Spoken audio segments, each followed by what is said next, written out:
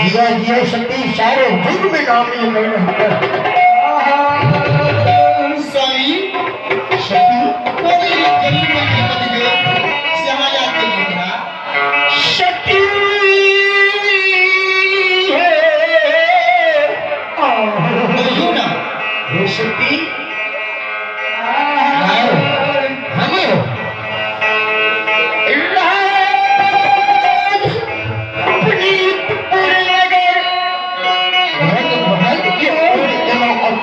उद्देश्य नहीं देख रहा अच्छी सती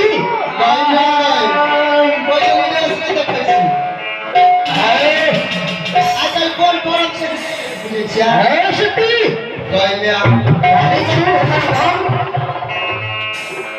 छूनी क्या हम जाने नहीं से हम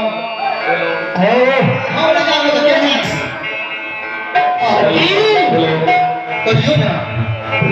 आज तेरा किशनपुर के बस्ती में कोई नहीं बांटता बती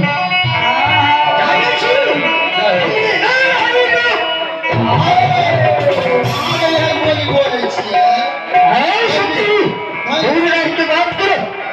किशनपुर वाला ना कोई अच्छी चाबी ले रखा है